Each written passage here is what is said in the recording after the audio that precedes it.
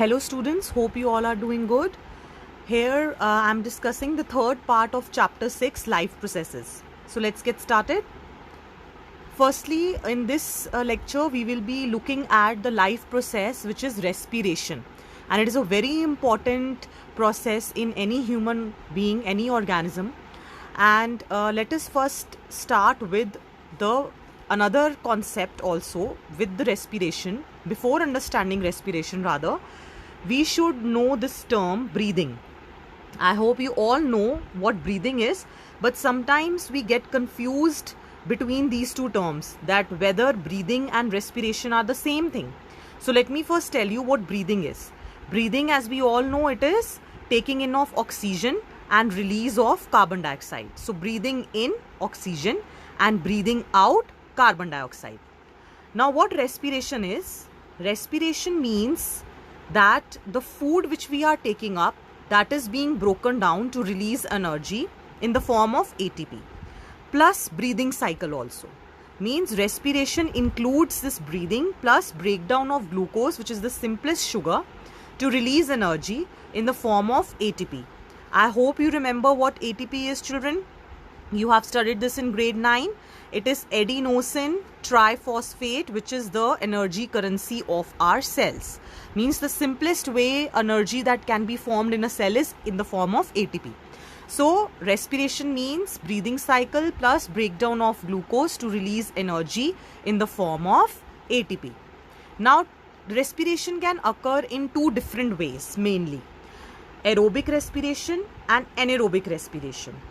Aerobic means respiration that happens in the presence of oxygen, and anaerobic, see, whenever a term a or an is added, it means absent.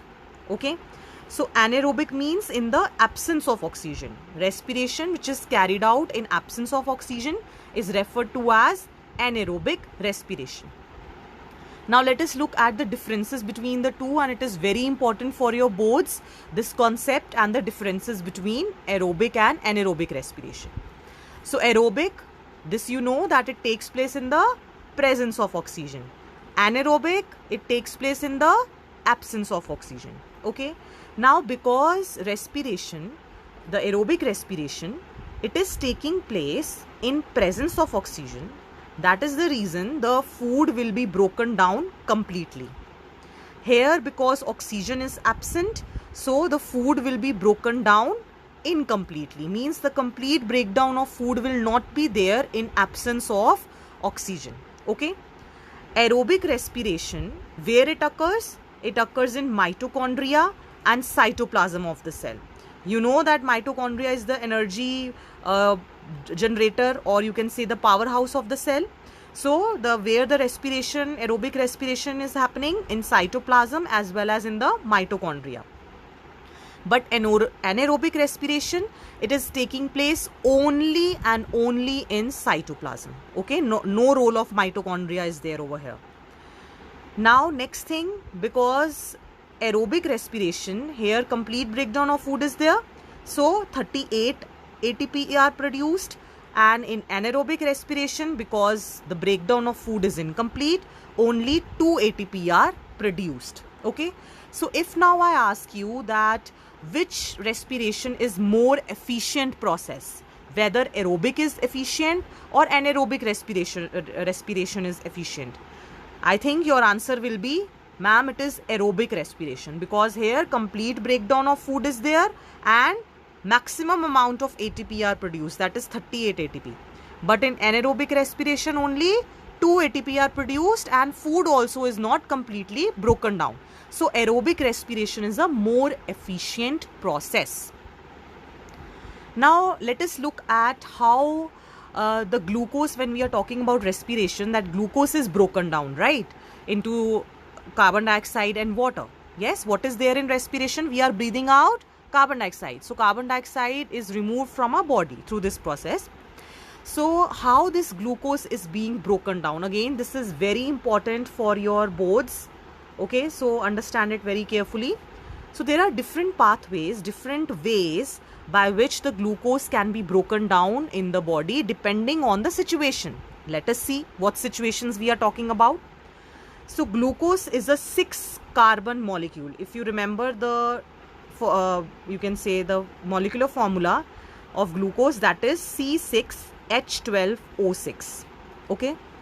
So glucose in the cell cytoplasm, it is broken down into a molecule called as pyruvate.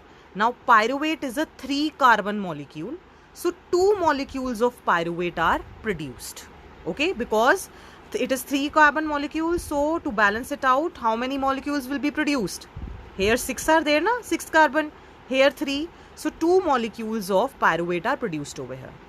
Now what will be the fate of this pyruvate? Means how this pyruvate will be broken down depends on the situation. Now what situation we are talking about? Whether oxygen is present, whether it is absent, or whether less oxygen is present. Okay. So let us look at all the 3 things one by one. First is absence of oxygen, which we talked about, anaerobic respiration, like in yeast. Okay. In absence of oxygen, what end products are formed? Ethanol, carbon dioxide, and energy. Okay. When presence of oxygen, okay, right? So means we are talking about aerobic respiration, and it is happening in mitochondria. Remember, aerobic respiration involves cytoplasm and mitochondria. So this step will take place in mitochondria. So in presence of oxygen, what are the end products which are in humans also? Carbon dioxide, water, and energy. Okay. Now there is a third situation, which is lack of oxygen. See, lack of oxygen means that oxygen is present in insufficient amounts, very less amount. Like in human muscle cells. If somebody says how this situation is possible, suppose we are doing physical exercise, vigorous physical exercise, or in case of athletes, they are running. Okay, so situation comes where excessive exercise is there and there is lack of oxygen in the muscle cells. So in that case, what is happening? What is the end product? Lactic acid and energy. Alright, so here 38 ATP will be produced, here 2 ATP will be produced, and in lack of oxygen it varies. So it is always less than 38 ATP over here. Now from here, one reasoning question can come in your boards, that is that why do athletes feel tired or fatigue? Fatigue means tired only. Or they suffer from muscle cramps. Why? Because of lack of oxygen in human muscle cells, what is formed? Lactic acid, right? So when lactic acid is formed, then this acid actually gives those cramps or pains. Because of the accumulation of this acid, it results in pain in athletes. Or when we are doing excessive physical exercise, if our legs are paining, it is due to accumulation of lactic acid. Okay, so just to sum it up, glucose is being broken down into pyruvate. Now pyruvate, depending on the conditions, will form different end products. If it is in absence of oxygen, it will form ethanol, carbon dioxide, obviously energy will be released. Lack of oxygen, lactic acid and energy. And in presence of oxygen, carbon dioxide, water and energy. Now let us look at how respiration in plants occur. See, there are 2 things. During daytime, maximum photosynthesis is happening. Yes, so photosynthesis means release of oxygen. Yes.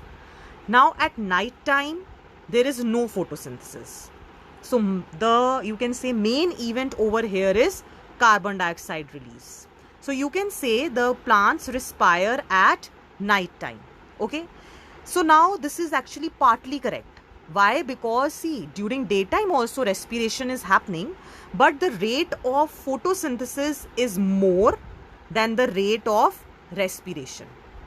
During daytime, the rate of photosynthesis is more as compared to respiration. So very less carbon dioxide is released and maximum oxygen is released, because carbon dioxide is used up in photosynthesis. Remember the reaction, the raw materials, carbon dioxide is the raw material, right, for photosynthesis. So during daytime, all the carbon dioxide is used up. But at night time, the plants also, they release carbon dioxide because the photosynthesis will not happen. Now from here, one reasoning question comes, that why it is told or it is advised not to sleep under a tree at night time. Because at night, the plants are also releasing carbon dioxide. So excessive carbon dioxide is very harmful for us also, because we need oxygen to breathe. We don't need carbon dioxide. Excessive carbon dioxide can be toxic for us. Okay, so that is why at night time we should not sleep under a tree, because trees are also releasing carbon dioxide. So there can be lack of oxygen for us also. Now next, let us look at how do fish respire, and then we will see the human respiratory system.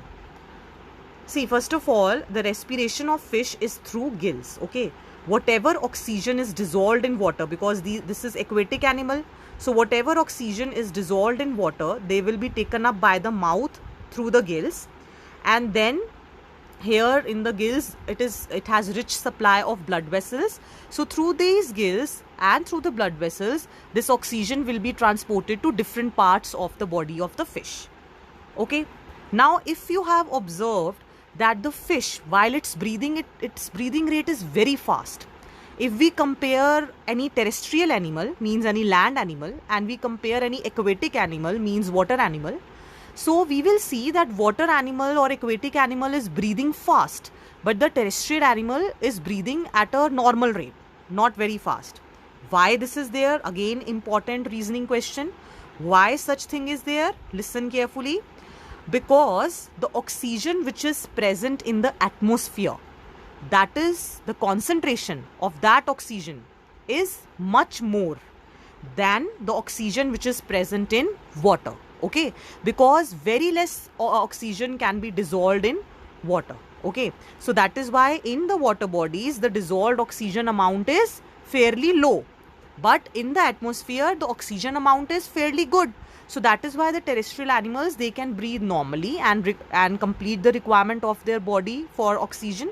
But in case of these aquatic animals, aquatic organisms, because the amount of oxygen which is there in water, or dissolved oxygen which is there, that is low. So that is why they have to complete or meet the needs of their body, they have to breathe fast. Now, before discussing human respiratory system, let us look at the characteristics of a respiratory organ. Now, a respiratory organ, first and foremost, it should be fine and delicate in structure. Why? Because exchange of gases have to take place, so the structure has to be very delicate. Next, that structure needs to be protected also. So it will be placed inside or within the body. Like in human beings, can you tell me how the lungs are the respiratory organs, main respiratory organs, how they are protected? They are protected by ribs. We will see.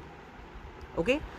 Another important thing is it should have rich blood supply. Why? Because from here only, from this respiratory organ only, the oxygen will be transported to different parts of the body. So it has to have rich supply of blood vessels. Through these blood vessels only, this oxygen will be transported. Fine. Now let us look at the human respiratory system. It begins with the nose. Then you have larynx, which is the voice box. Then there is something called as trachea. Trachea is the region of, you can say, rings of cartilage are present. Further, you can see it is divided. Yes, it is branched. This branch is called as bronchi. Now further bronchi is also branched. You can see these root-like structures. Yes, these are called as bronchioles. And then can you see these dot-like structures over here? These are actually balloon-like structures which are called as alveoli. Okay, now listen again. There is a voice box larynx. There is a trachea which contains rings of cartilage, means it has cartilage. We will look into it why this is present. Then further it is branched, and these branches are called as bronchus or bronchi. Further these are also branched. Okay, these are also branched, and these branches are called as bronchioles. And then this ends into balloon-like structures which are called as alveoli. Okay, so now let us look into it, that how these things are functioning and why such branchings are there. Before we go into it, let us see there are a collection of muscles over here that is called as diaphragm, that is actually helping in contraction and relaxation of the lungs. Okay, so this is the left lung and this is the right lung. Clear? So what is the passage of air? Air goes through nostrils, present in the nose. then throat, and then lungs finally. Now what nostrils do? Nostrils have mucus and they contain fine hairs so that they can filter out the air. So this is the first step of filtration. Okay. Next, throat. In the throat we have seen rings of cartilage are present. Those are in the trachea actually. Okay, in the trachea these cartilage are present. Now why such cartilage are present? It is to ensure that the air passage doesn't collapse. Collapse means, see, we are breathing in and breathing out. Now there is minute difference of microseconds, you can say, gap. There is gap between breathing in and breathing out, and that gap is very small. So during that gap, just to ensure that the you can say this air passage, it doesn't collapse during that time. So these rings of cartilage will just hold the structure properly. Next, I told you about alveoli. These are balloon-like structures. Actually, this is the area where exchange of gases is taking place. And here, extensive network of blood vessels is present, because this is the area where exchange of gases will take place, and it is containing blood vessels so that it is transported properly in different parts of the body. Now, why such branchings are there? Can you tell me? See, there is a bronchi, then bronchioles, then alveoli, just to increase the surface area for the exchange of gases. That is why. Now let us understand the concept of breathing in and breathing out very, very carefully. What happens when we are breathing in? See, just breathe in. While you are listening to the presentation, just breathe in. You will feel that your diaphragm is contracting. Muscles are contracting. Yes? Now breathe out. Yes, breathe out. You will feel relaxed while you are breathing out. So the diaphragm relaxes when you breathe out, and diaphragm contracts while you breathe in. Now can you see this bony structure, wide structure? Yes, this is ribs which I was talking about. It is a rib cage which protects our lungs. So it is bony structure which is present over our lungs. So it is giving protection to this structure. So what is happening to the ribs? Here it is being shown. While we are breathing in, these ribs will move up, and while we are breathing out, these ribs will move down. So this you have to remember, that while you are breathing in, what is happening? Diaphragm is contracting and the ribs are moving up. Yes. And while you are you can say breathing out, your diaphragm is relaxing, and then the ribs are getting to their normal place. Now there is something called as residual volume of air. That is what I was talking about when I told you about trachea. Remember that while we are breathing in and while we are breathing out, there is a minute gap between these two processes. So there is certain amount of air still present in the lungs. Means we are breathing in oxygen and we are releasing carbon dioxide. So little amount of air, it will be present in the lungs. See, during breathing cycles, lungs contain residual volume of air. Okay, they contain residual volume of air. Why? So that there is sufficient time for oxygen to be absorbed, right, and for carbon dioxide to be released, so that the lungs also don't collapse. So they contain certain amount of air, so that even if we are breathing in and breathing out, there is a gap, so it should not collapse. Fine. Now let us look at the another concept that is carbon dioxide is more soluble in water than oxygen. Yes, so carbon dioxide, it can be transported in dissolved form in our blood, but oxygen needs something else because it is not dissolved, it is not soluble in water much. So it needs a respiratory pigment so that it can be transported to different parts of the body. Let us see. Now in case the body size is small, then through diffusion this oxygen can be transported to different parts of the body. But in case of humans, like in humans, the body size is large, so there is a red color pigment called as hemoglobin.